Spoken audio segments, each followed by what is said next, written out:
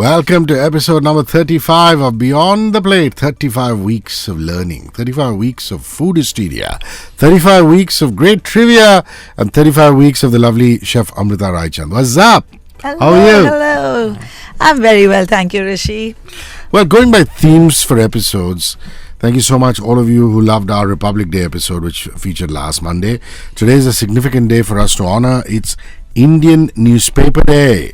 And we celebrate this annually on the 29th of January, don't we, Amrita? Yes, we do. And we've got to respect and acknowledge the fact, Rishi, that newspaper was the original mode of communication that carried news even before our very own radio came into being. So for us radio hosts as well, it's a tribute that we pay to our senior mentor of sorts.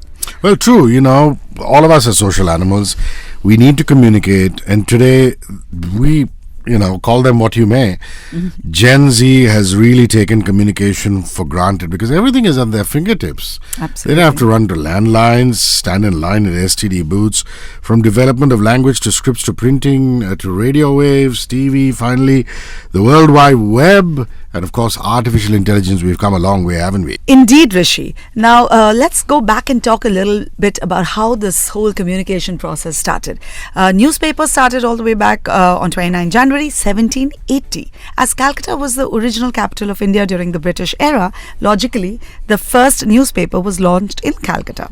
It was started by James Augustus Hickey and the paper was called the Bengal Gazette. Amazingly, this also happens to be the first newspaper in the whole of Asia. Wow. Yeah, it was a small 2 sheets weekly newspaper and the paper was filled with a lot of advertisements. That happened those days as well. The so-called ads that feed the source, that feed and become the source of all communication at some level.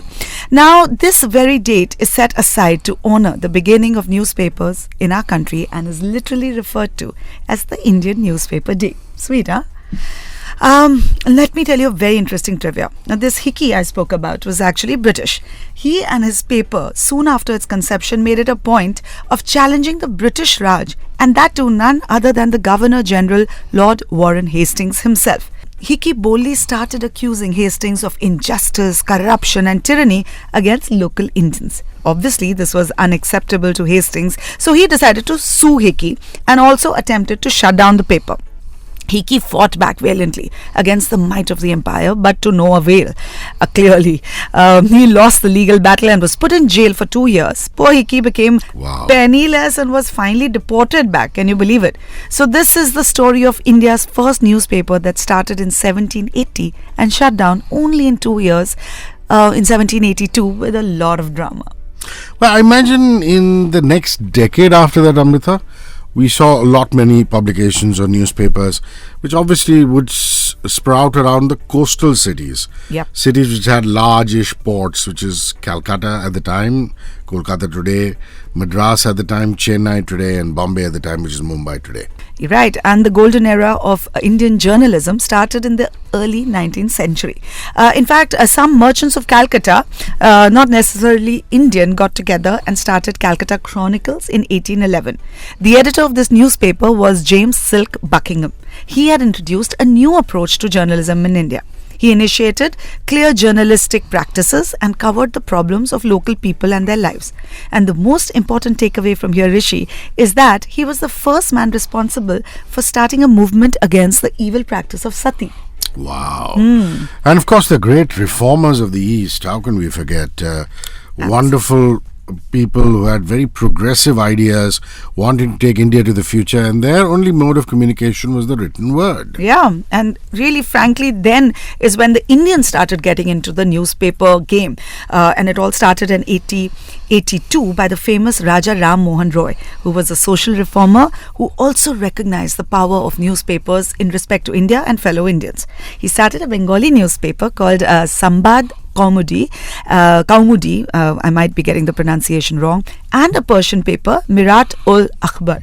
In the same year, a Parsi scholar by the name of Fardaunzi Murzaban also started Bombay Samachar.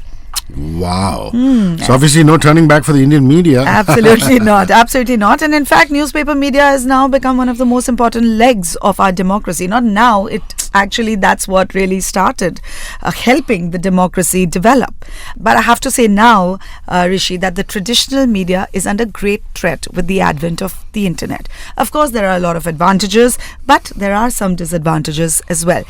Believe it or not, in 2005, as early as that, a story appeared on the front page of the Washington Post where the headline stated, "The newspaper business is in trouble."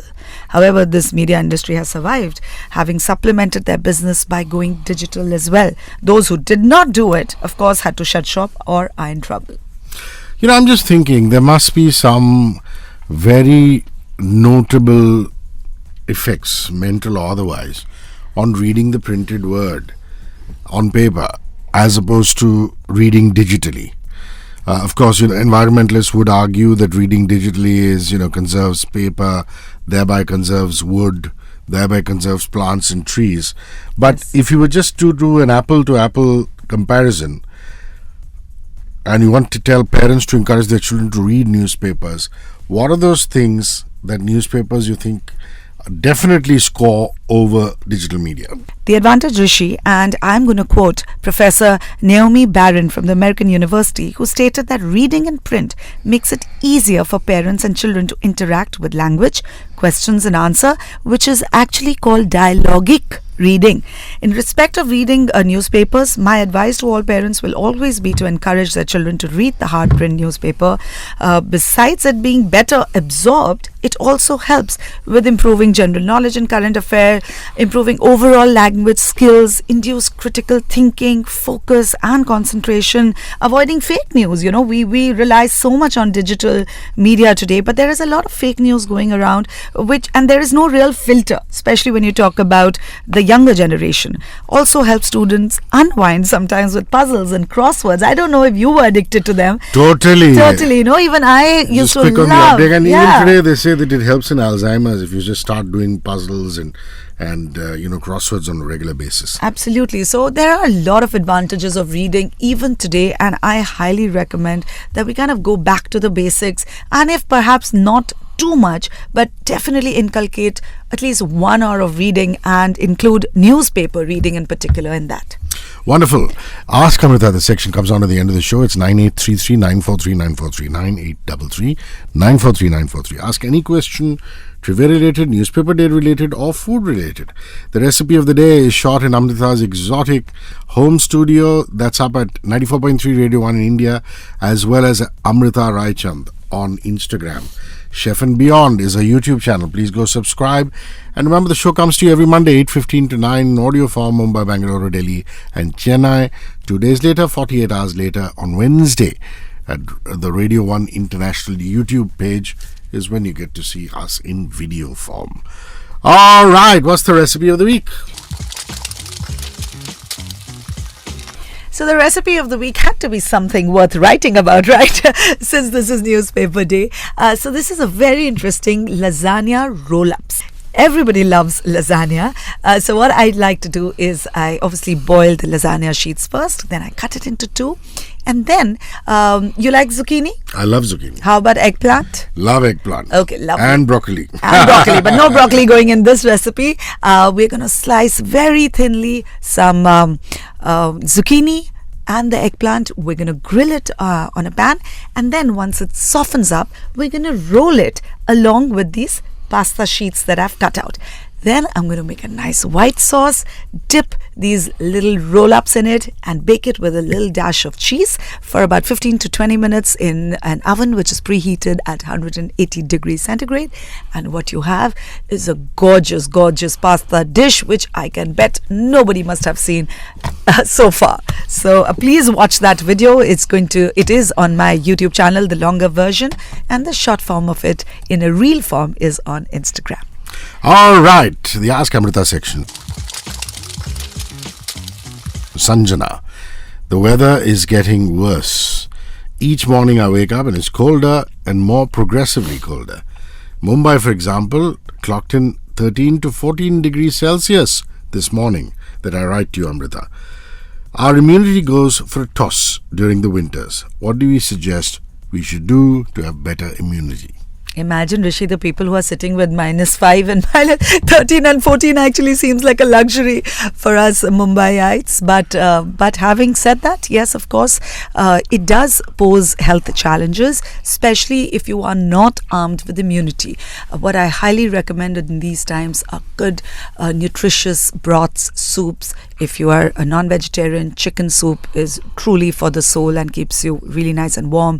Even carrot, pumpkin soup. I have, in fact, an entire series of soups that I've covered on my Instagram. Please check it out. What you also need to look after is your level of calcium, vitamin D, because the sun exposure at this time usually reduces. So ensure that you do take a little moment out, go for a walk, get that vitamin D that you need to really, keep you strong from inside. I have a lot of interesting immunity building recipes on my YouTube channel, Amrita Raichand Chef and Beyond. Do check it out. I'm sure that will be very helpful. All right, here we go with another one. This is very paneer specific. I've always had this thought that paneer causes weight gain, Amrita. Can you please tell me how healthy paneer is and how often one can have paneer in one's diet? This is Karishma. Karishma, paneer is really, really very healthy, and in fact, it's a golden source of protein for all vegetarians. I'm a non-vegetarian, but I still would probably prefer paneer over chicken any day. It is not fattening, but it is, depending on the kind of paneer you're having. If the paneer is made with whole milk, if you buy it from a particular shop which is full of malai, of course it'll have a little higher, it'll be higher in fats and calories. So again, portion control is what you need to keep in mind, but the amount of protein, the amount of calcium you get in that nice 100 grams of paneer definitely surpasses anything else which is negative about it. So have it at the right time, have it in moderation, and you will only be thanking paneer. Yeah, I think because it looks and feels synthetic. Yes, it's what is synthetic more, I feel, is tofu, but paneer is actually very comforting. It's very warm. You can make it at home with fresh milk. I have loads of paneer recipes, and I'm a big advocate of paneer. So please, unless you are lactose intolerant, go for it. Enjoy it.